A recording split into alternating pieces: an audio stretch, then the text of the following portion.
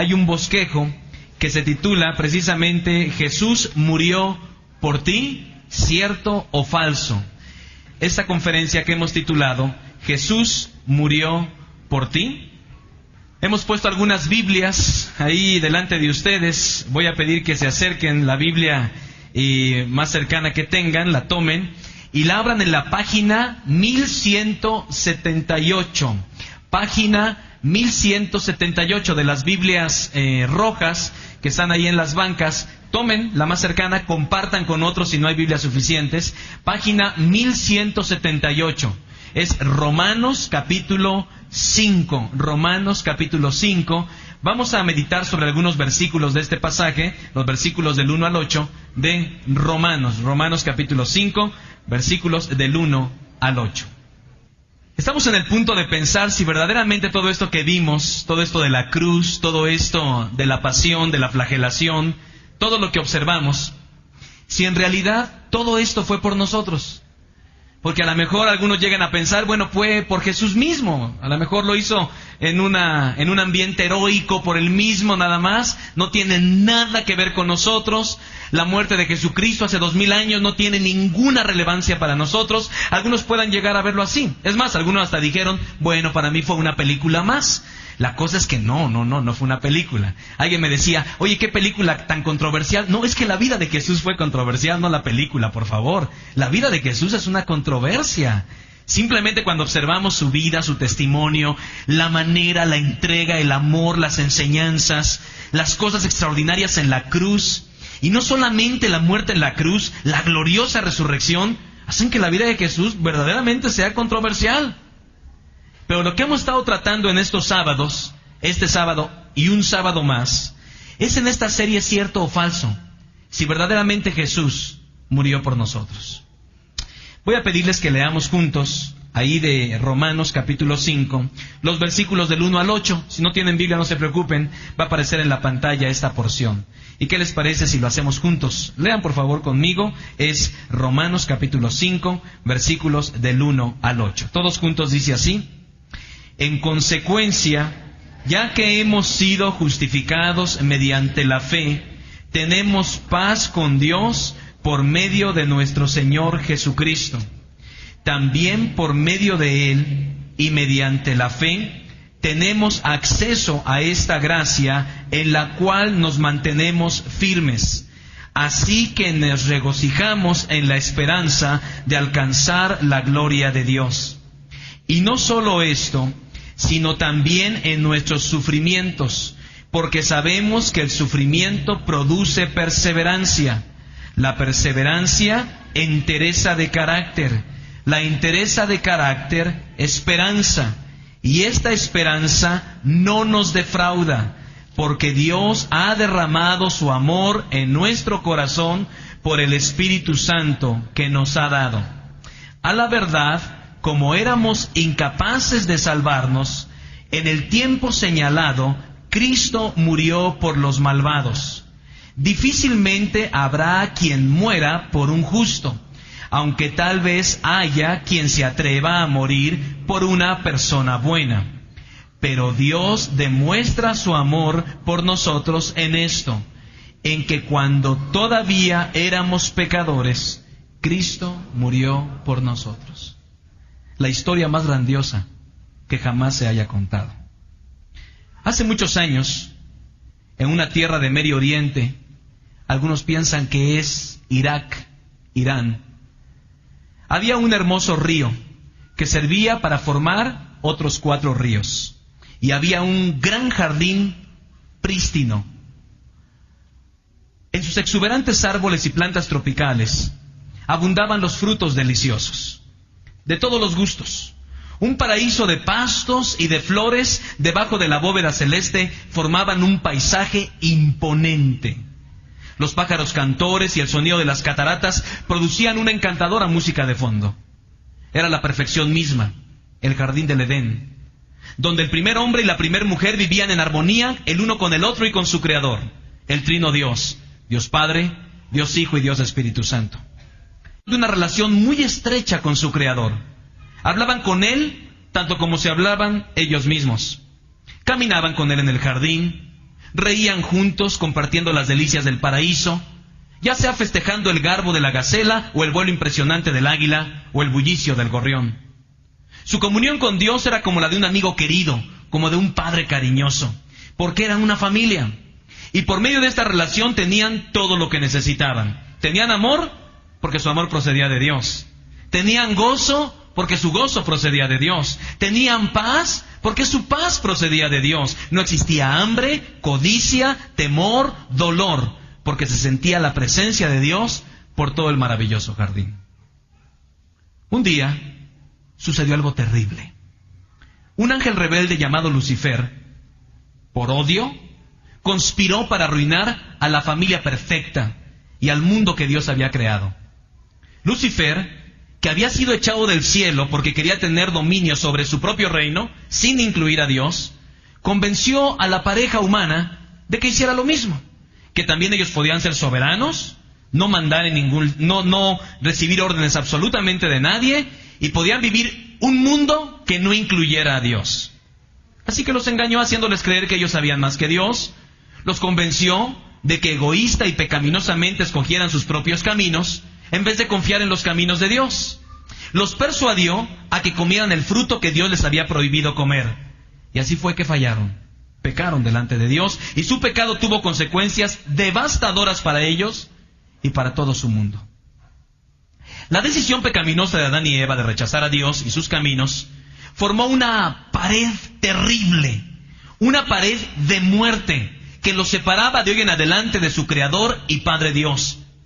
Desaparecieron las alegres risas que compartían, desapareció su estrecha relación con Él, y desde ese punto en adelante, Dios comenzó a observar con tristeza y dolor cómo sus hijos, sí, sus hijos, que iban llegando al mundo que Él creó, ni lo conocían.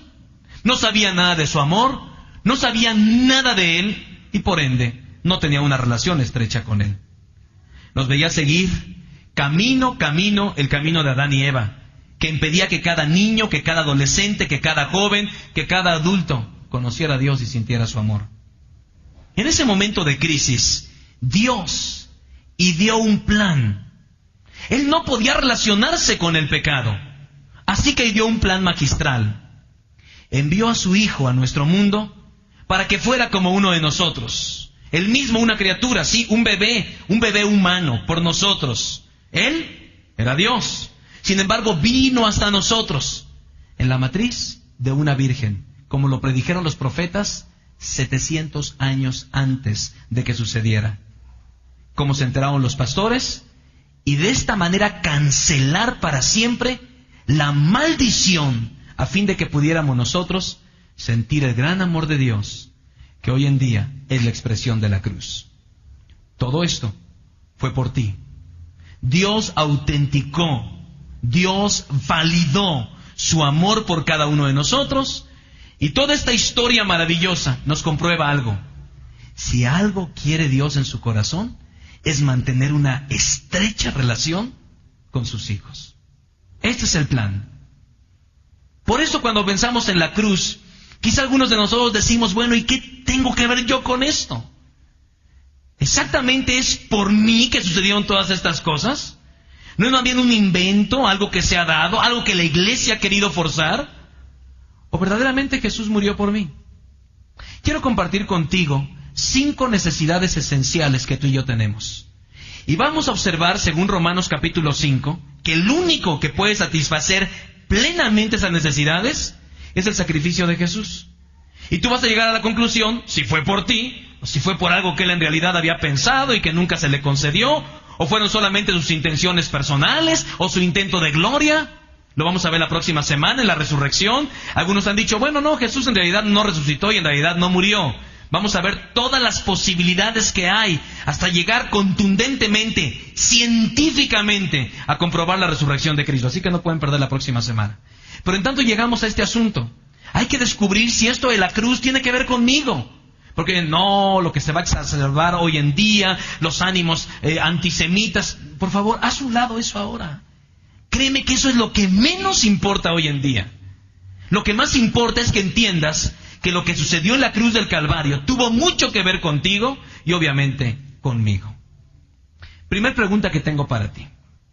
¿Necesitas una paz que vaya más allá de las circunstancias? Primer pregunta. ¿Necesitas una paz que vaya más allá de las circunstancias? Entonces déjame decirte categóricamente que Cristo murió por ti. Si tú no necesitas paz, si la vives bastante bien, si tu paz depende de la situación económica, de la situación laboral, de las relaciones que tienes, y mientras estas cosas estén bien, tú te sientes en paz, déjame decirte con todo cariño que tú tienes una paz circunstancial nada más. Depende de que si las cosas marchan bien. Si estoy bien con mis hijos, estoy bien con mi esposa, tengo un buen salario, pero si esa paz se desvanece, cuando de repente nos avisan por ahí que va a haber recorte de personal, cuando vemos al hijo en una situación que no nos agrada mucho, o cuando después de haber ido al hospital a ver algún médico te dice y se queda viendo su radiografía y empieza a mover la cabeza como que algo no le gusta y la paz desaparece, déjame decirte que tú tienes la paz que el mundo da. Pero Jesús vino para que tú experimentaras una paz que sobrepasa las circunstancias. Observa por favor lo que dice el versículo 1, que aparece por cierto ahí también. En consecuencia, ya que hemos sido justificados mediante la fe, dice, tenemos paz con Dios por medio de nuestro Señor Jesucristo. Primeramente hablemos un poquito acerca del resultado del pecado. Bueno, no nos es muy difícil hacer un diagnóstico, porque el hombre hoy en día vive en guerra con Dios. El pecado ha dejado en cada uno de nosotros su huella, simplemente. Ninguno de los que estamos aquí podemos negar el hecho de que le hemos fallado a Dios. Y quizá unos más que otros, pero le hemos fallado a Dios. Y simplemente mucho de esto son consecuencias que hoy vivimos. Tomamos malas decisiones, nuestro corazón se llena de rencor, de amargura, sentimos que no nos tratan como debemos ser tratados, parece que la vida, Dios nos debe cosas. Simplemente tomamos las decisiones como dice la Biblia y luego contra Dios se irrita nuestro corazón. Si es así, hay que entender de entrada que el hombre por naturaleza, desde que nace, está enemistado con Dios. ¿Por qué? Por su preferencia culpable. Vean lo que dijo el profeta Isaías hace 2700 años. Pero las maldades cometidas por ustedes han levantado una barrera entre ustedes y Dios. Sus pecados han hecho que Él se cubra la cara y no los quiera mirar. Esto es lo que hace el pecado en la vida de Dios. No quiere mirar el pecado. No podemos negar la perversidad del pecado en todos los órdenes, en los órdenes políticos, sociales, en cualquiera de ellos. Cuando tomamos un periódico, vemos un programa de televisión, bueno, de 100 noticias, 99 son malas y una es un comercial pésimo. Simplemente estamos viviendo un mundo en caos. No necesito ser ni sociólogo, necesito ser un psiquiatra, un psicólogo, un historiador, para darme cuenta que el mundo le ha dado la espalda a Dios. Naciones completas. ¿Y cuál es el resultado de ello? Alguien puede decir, bueno, si le doy la espalda a Dios, las cosas van a seguir tal cual. No, hay consecuencias de carácter eterno, pero también de carácter primario, de carácter personal. Esas son las consecuencias. Lo que hoy estamos viviendo como familias, como pueblos, como naciones completas, tiene que ver, reconozcámoslo, con nuestro estilo de vida. ¿Qué fue lo que hizo Satanás? Quiso poner a Dios fuera de su ámbito. ¿Qué fue lo que le recomendó a Adán y Eva? Quita a Dios fuera de tu ámbito. En esencia, cuando tú y yo tomamos decisiones, ¿qué hacemos? Lo mismo. Quito a Dios fuera de mi ámbito. Quiero tomar mis decisiones y a menudo no quiero asumir las consecuencias de ellas. El resultado es que vivimos enemistados de Dios. Sin embargo, Dios hace algo extraordinario. Fue a través de la muerte de Jesús que somos justificados de todos nuestros pecados. La justificación retira la culpabilidad. Ahora déjenme decirles, he estudiado la Biblia por muchos años y una de las palabras más difíciles de interpretar es justificación. ¿Por qué? Pensemos en lo siguiente. Yo no llego esta mañana y de repente echo una llamada para justificarme y digo, bueno, lo que pasa es que tuve un accidente automovilístico. Entonces yo voy a tratar de justificarme. Voy a decir, yo falté a esta reunión, pero las razones fueron estas. Ahora vamos a pensar que alguien me justifica a mí.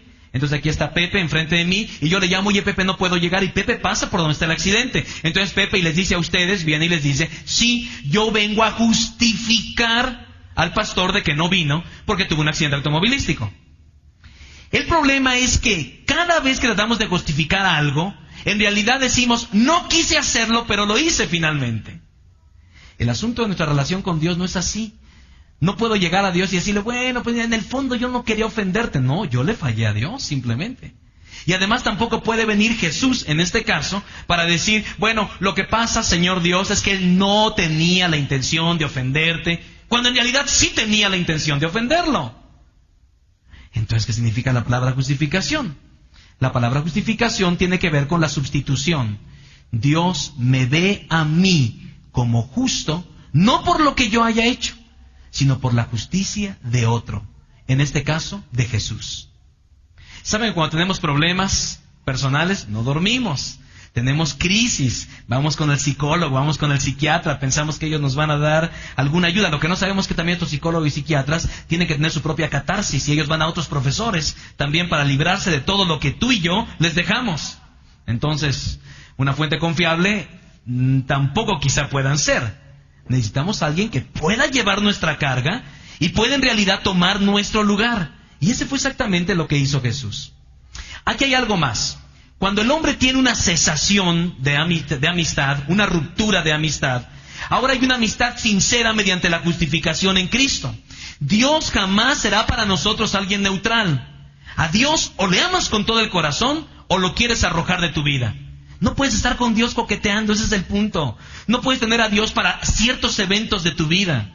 Ahora por eso platicábamos con los padres de los niños que fueron presentados. Dios tiene que verse como alguien nuestro, no una deidad distante o un gran mozo cósmico que está ahí con su gran trapo en el cielo diciendo, ¿qué se te ofrece? Y nosotros, pues mira, son mis necesidades y mi carta a los Reyes Magos.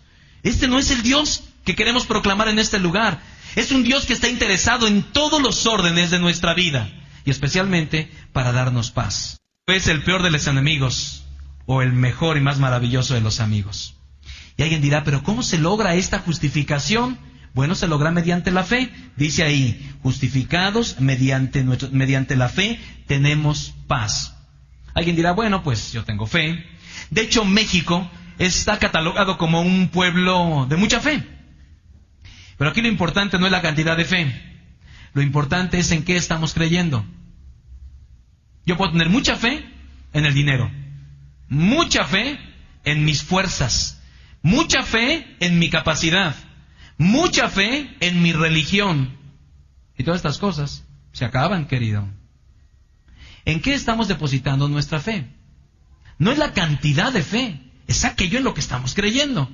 Y hoy en día, fíjense que aún el piso, que es lo más estable, se mueve. Y vaya, los que vivimos en la Ciudad de México sabremos eso. Entonces necesitamos algo que sea más fuerte que este mundo. Y el único que se presenta como tal es Jesucristo. Él puede darle una estabilidad total a tu vida. Cualquiera que sean las circunstancias por las que estás atravesando, por más difíciles que puedan ser. ¿Por qué? Porque esto lo hacemos cuando hemos depositado nuestra confianza, nuestra seguridad en Cristo Jesús. Él es el gran mediador, es el autor y el que sostiene nuestra fe. Si tú tienes paz, necesidad de paz espiritual en todos los aspectos de tu vida, tú necesitas un Salvador. No necesitas una religión, no necesitas un psicólogo, no necesitas un examen, necesitas un Salvador. Y ahí es donde Jesús se ofrece. Por eso la muerte de Jesús justifica que fue para mí, porque yo necesitaba paz, y especialmente paz con Dios. Y el único que lo puede lograr es Jesús. Segunda pregunta que tengo para ustedes. ¿Necesitas acceso permanente, acceso a la gracia de Dios? Es decir, quisieras como que tener el teléfono rojo disponible y que no te dijeran, en este momento no estoy, pero deja tu llamada, deja tu número telefónico y yo me pongo en contacto contigo. Qué maravilloso cuando alguien nos responde de esta manera, ¿verdad? Son maravillosas las máquinas para tomar los recados nuestros. Sin embargo, observen lo que dice. Si tú necesitas acceso permanente a la gracia de Dios, entonces puedo decir firmemente, Cristo murió por ti, porque eso era lo que Él quería hacer. Déjenme contarles algo. En el Antiguo Testamento, la gente, los judíos, tenían acceso a Dios, pero de un acceso muy limitado. No cualquiera podía. Ellos tenían la mismísima presencia de Dios en lo que llamaban el templo o el tabernáculo, el lugar santísimo. Pero no cualquier judío podía entrar, no cualquier israelita podía entrar, simplemente era uno que era sacerdote, Y ni siquiera cualquiera de los sacerdotes, sino uno, el sumo sacerdote, y no podía entrar cuando se le pegara la gana, sino una vez al año a la presencia de Dios. Quizá no habíamos captado esto, pero cuando Cristo muere hay un terremoto. ¿Y saben entre las cosas que se rompieron, qué se rompió? El velo que dividía el lugar santo del lugar santísimo. ¿Qué quiso decir Dios con esto? Soy accesible, terriblemente accesible. Puedes verme, no tienes que ir a la Meca, no tienes que ir a Roma, no tienes que ir a tal o cual lugar. Soy accesible. Simplemente yo puedo estar contigo todas las veces que quieras. Y alguien dirá, oye, ¿y quién pagó el boleto? Jesucristo. Volvemos al punto. ¿Es Jesús lo hizo por mí? ¡Claro! Porque Él sabía que la separación entre tú y Dios es bastante grande. No a causa de Dios, sino a causa de mi propio pecado. Pero dice la Biblia que tenemos acceso a esta gracia en la cual nos mantenemos firmes. Otra vez, es un resultado de la justificación, el acceso a la gracia de Dios. Alguien ha dicho, y lo creo firmemente, paz es la evidencia de Dios en tu vida. Cuando en realidad tú puedes tener paz en medio de las circunstancias, es porque Dios tiene el control. La maravillosa bendición agregada a esta amistad es precisamente la continua relación con Dios. Dice el autor a los Hebreos en el capítulo 4, acérquense a Dios con confianza, al trono del Dios amoroso, para que Él tenga misericordia de nosotros y en su bondad nos ayude en la hora de necesidad. Yo quiero un Dios accesible. No me sirve mucho un Dios que tengo que hacer un gran viaje o que tengo que invertir una gran cantidad de dinero para llegar a Él. Necesito un Dios terriblemente accesible. Y el único que en realidad puede hacerlo es Jesucristo. Él me da acceso permanente al Padre. No tengo ninguna otra necesidad. En esta gracia, dice el apóstol Pablo, tenemos acceso. Ahora, lo interesante es que no nacimos en este estado de gracia. Porque algunos dicen, bueno, pues yo desde niño, ¿verdad? Bueno, en mi propio caso, yo fui a la iglesia 9 meses antes de nacer. Así que, olvídense, toda mi vida. Pero eso no está diciendo Dios. Ni está diciendo que tenemos acceso a la gracia, sino que en realidad llegamos a entrar en la gracia de Dios. El hombre por naturaleza no está en la gracia de Dios. Hay que entender muy bien esto. Dice la palabra en Juan capítulo 1, verso 12. Los que le recibieron a Jesús, los que creyeron en su nombre, les dio el poder, la potestad de ser llamados hijos de Dios. Así que no cualquiera, simplemente fue resultado de lo que Jesús hizo por nosotros. Es que no nacemos en este estado de gracia. Además, no podíamos entrar por esfuerzo personal. ¿Saben que hay muchos que dicen, no, pero yo me he portado bien, soy bueno, no le tomo el pelo a nadie, soy un buen esposo, soy una buena esposa, soy un buen hijo, soy un buen padre, ¿verdad?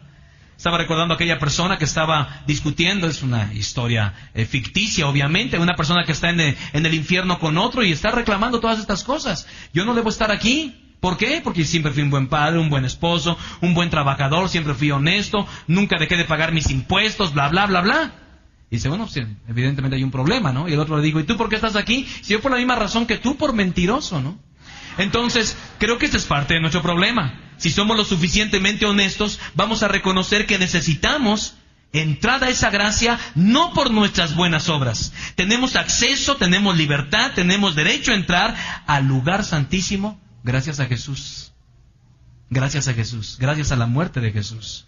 Además, estamos firmes en este lugar. Observen lo que dice el texto. Por quien tenemos entrada, acceso, en la cual estamos firmes. Entonces observen algo maravilloso.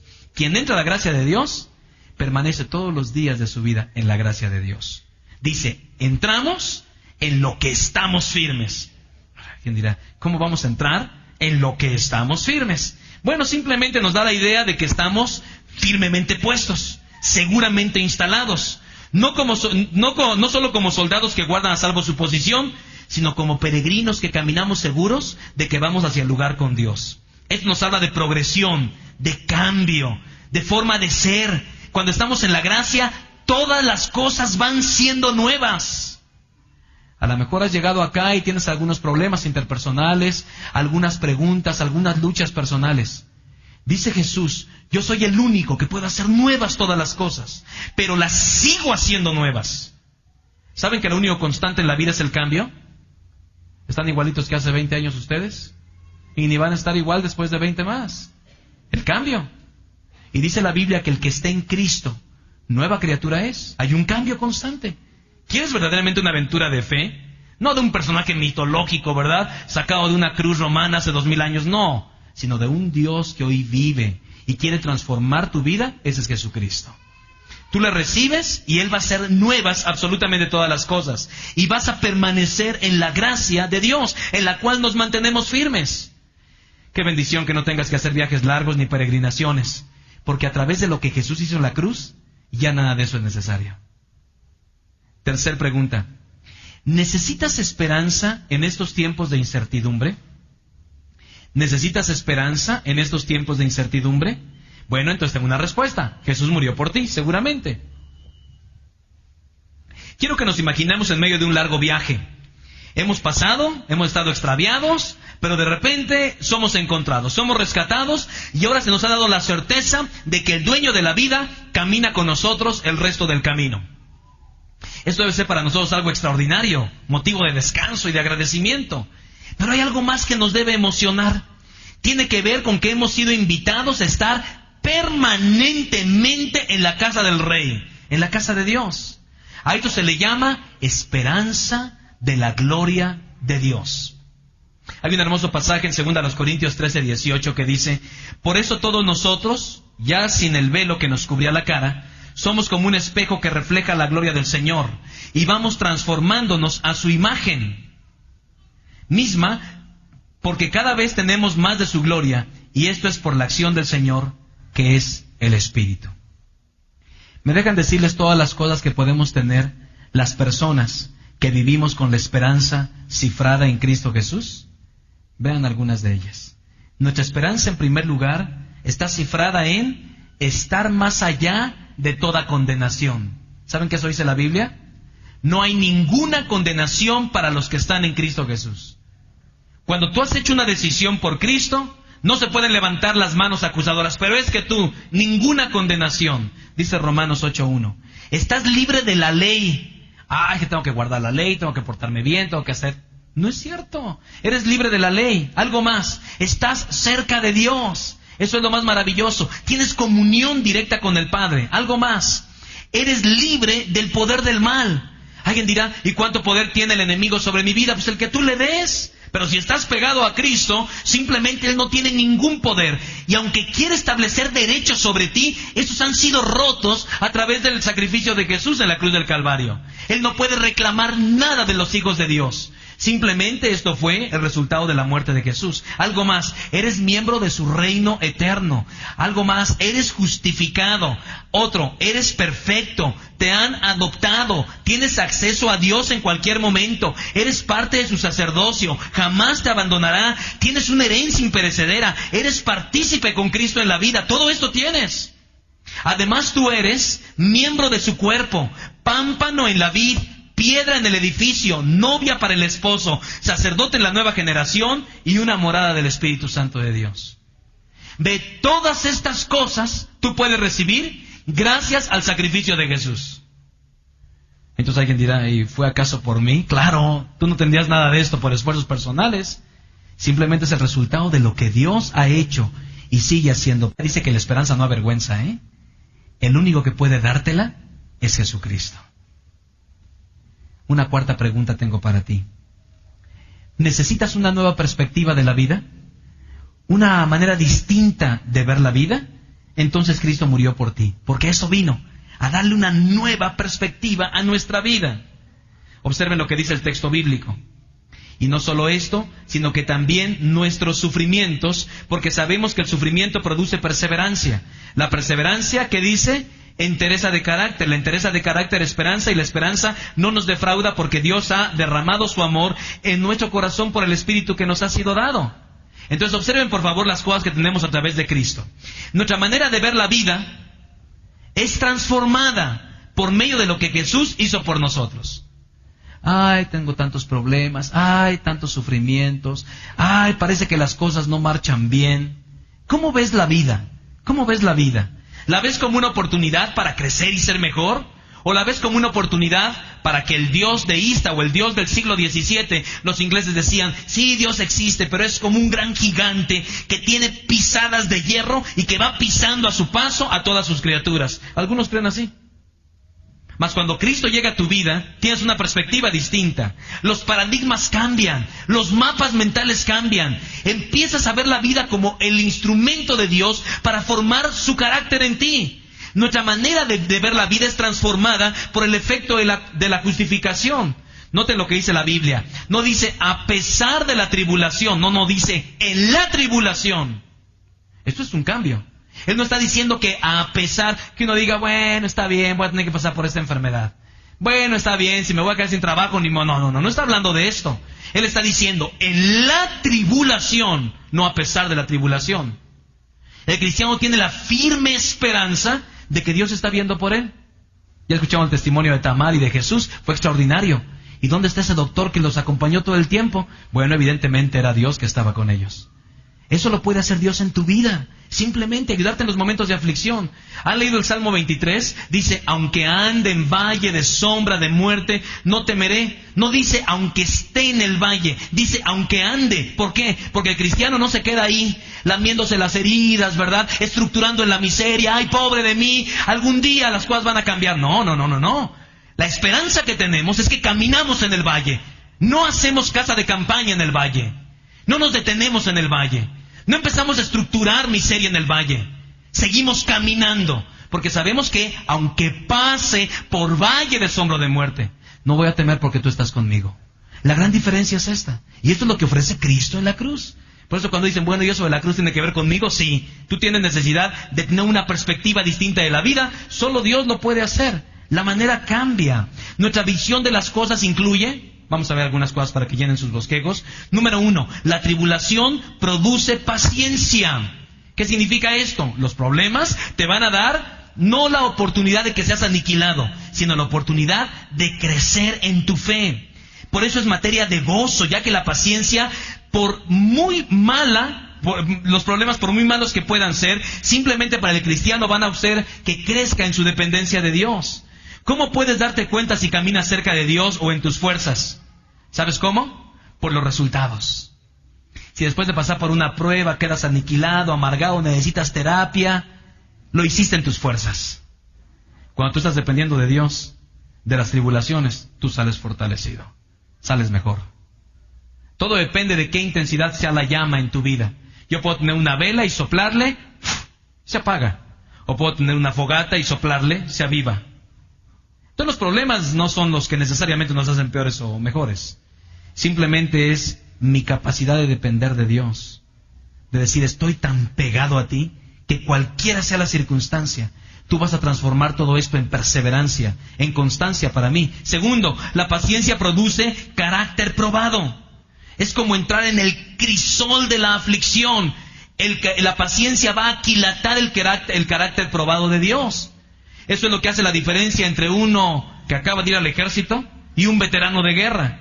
¿Qué hace la diferencia? Los dos tienen el mismo uniforme. Los dos tienen el mismo casco. Los dos traen muchas veces la misma arma. ¿Qué hace la diferencia? Por los que han estado metidos en la batalla, querido. ¿Qué es la diferencia en nuestra propia vida? Igual. No es la manera en que estás vestido. Es la manera en que enfrentas la vida. Si la vida, los problemas, las circunstancias te han destruido en el camino, te aseguro que lo hiciste en tus fuerzas. Si hoy eres mejor persona, es porque Dios tuvo algo que ver en esto. El novato puede tener valor y entusiasmo, pero aún no sabe cómo va a reaccionar ya cuando tenga el fuego enfrente, al verse rodeado de enemigos. Pero Dios nos ama tal y como somos, y como nos ama, quiere transformarnos para ser como su Hijo. Algo más, el carácter probado produce esperanza también. Pablo comienza hablando de esperanza y termina hablando de esperanza. Es como un círculo. Cuando nos gloriamos en las tribulaciones, no está desasociado de gloriarse en la esperanza de Dios. Gloriarse en las tribulaciones es algo subordinado, ya que las tribulaciones tienen una orientación escatológica, es decir, apuntan hacia el futuro, sirven a los intereses de la esperanza. Esto es exactamente. Y la esperanza, dice el apóstol Pablo, no avergüenza. Y algo más, nos da visión que incluye confianza y seguridad. En otras palabras, la esperanza no nos deja confundidos. Hay veces que llegan golpes a nuestra vida y quedamos perplejos. ¿Anotamos las placas del camión? ¿Qué problema tan serio? Dice, no, la esperanza te afirma. La esperanza te hace ver que Dios permanece en el control. ¿Tienen los hijos de Dios? Que el amor de Dios ha sido derramado en nuestros corazones. Por esa esperanza crecemos y nos fortalecemos. Y una última pregunta para terminar. ¿Has fallado continuamente y tienes que pagar por todos tus errores? Quinta razón, si Jesús murió por ti. Pues te afirmo que si has fallado y tienes que pagar, entonces, sí, Jesús murió por ti. No murió por los perfectos, aunque la Biblia dice, no hay ni uno. Pero si algunos se consideran casi perfectos, la Biblia dice, no hay ni uno. Si tú has fallado y tienes que pagar por las consecuencias, entonces sí Jesús murió por ti. Dice el versículo 8, uno de los versículos más queridos y más preciosos de la Biblia. Pero Dios demuestra su amor por nosotros en esto, en que cuando todavía éramos pecadores, Cristo murió por nosotros. Estoy seguro que ustedes y yo daríamos la vida por cualquiera de nuestros hijos, que nos dijeran, ¿sabe qué? Su hijo necesita su riñón, ahí está. Necesita el otro, ahí está. Que lo hable. Este papá dio la vida por su hijo. Este hijo dio la vida por su padre. Sé de historias así, son apasionantes, son extraordinarias. No, el punto que estamos tratando aquí no es exactamente ese. Porque Jesús no vino a morir por justos, sino dice el apóstol Pablo, cuando éramos pecadores. Entonces que te dijeran, ¿saben qué? Pues fíjate que hay 51 personas en Texas y en diferentes estados de la Unión Americana que van a ser sentenciados y necesitamos algunos sustitutos. Se anotan por favor en la lista, si son tan amables, tenemos una lista ahí de sustitutos. ¿Qué hicieron? No, nada más violaron unas cuantas señoras, mataron otros allá, etcétera. Pero tome su lugar, pues, ni loco que estuviera. No, pero no su lugar. Fíjese que vamos a agarrar a su hijo. Su hijo. Necesitamos que nos dé a su hijo para liberar, porque si usted da a su hijo, fíjese que estas 53 muertes se evitan. Ya se dimensiona distinto, ¿verdad? Estamos hablando de tu hijo. Y tú dirás, bueno, por mi hijo sí, mi hijo por mí sí, pero por esos, en eso consiste el amor de Dios. Sí, en eso. En que cuando vivíamos más separados, alineados, viviendo como se nos pega la gana, creyendo lo que queremos, viviendo una verdad relativa, creyendo nuestras propias ideas, confeccionando, yo decía la semana pasada, que hoy en día la gente confecciona una religión, como los hijos hoy en día agarran su MP3. ¿Qué pasa con muchos de los discos que vienen hoy en día? Dicen, bueno, son 2 o 3 buenas rolas, dicen los hijos, ¿no? Entonces, ¿qué hacen? Las graban en la computadora y luego bajan en un disco, pues las mejores, de cada artista. ¿Qué es eso? ¿Un popurrí? Qué bueno que lo puedan hacer. Pues muchas personas hoy en día hacen un popurrí de su fe. Esto les gusta de Dios, esto les gusta de aquí, esto les gusta de acá, esto no me gusta, y hacemos nuestro popurrí y hacemos un traje a nuestra medida, que no nos afecte y que no ofenda a los demás. Esto ofende a Dios. Porque a Dios no hay varias maneras de llegar a Él, hay una manera y se llama Jesucristo. Y Él dijo, soy la única posibilidad. ¿Cómo nos encontrábamos cuando Cristo murió por nosotros? 3 características. Éramos débiles, estoy a punto de terminar, sin fuerza, impotentes de salir por nuestras propias fuerzas. En México se habla mucho del sí se puede. Pues sí se puede, ya hubiéramos salido ya hace tanto. Resulta que cada vez debemos más y estamos peor. Entonces aquí hay que hacer un cambio, ni siquiera en el gobierno, porque ya vimos que tampoco es el asunto. ¿Saben qué hay que cambiar? El corazón del hombre. Y el único que lo puede hacer es Jesucristo. Ningún sistema, ningún político, nadie, que nos quede muy claro. A las pruebas me remito. No hay manera, no es externo, es un cambio interno. Éramos débiles y a su debido tiempo Cristo murió por nosotros. Segundo, éramos impíos. Pues hay características. Primero débil, luego impío. Es decir, malvados, culpables, pecadores, en pocas palabras, merecedores de la condenación. Esta era nuestra condición. Y tercero, éramos enemigos. Ah, caray. Imagina que llega tu hija y te presenta a su novio y es débil, impío y es enemigo de tu papá. ¿Cómo no? ¿Cuándo fijamos fecha? Pero para mandarlo a Texas, ¿no? Porque allá sí lo sacaban bien. Débiles, malvados, rebeldes, no buscamos a Dios. Y exactamente en ese momento, Cristo muere por nosotros. Esa es la clave. Eso llévate en el corazón esta mañana. Que la diferencia era esa. No es que vino a morir por gente maravillosa, piadosa, religiosa, que se da golpes de... No. Débiles, impíos y enemigos de Dios. Sin embargo, por su muerte se produjeron algunos efectos. Número 1.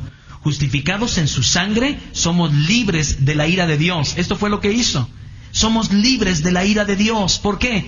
Porque eso se pagó en la cruz. Segundo, por su muerte somos salvos por la vida de Jesús, salvos eternamente. Y tercero, esto debe ser para nosotros un motivo de gozo y de alegría. Así que cuando vuelvas a ver la cruz, ya no pienses si es antisemita, si... No. Tiene que ver contigo. Tiene que ver conmigo. Todo esto fue por ti.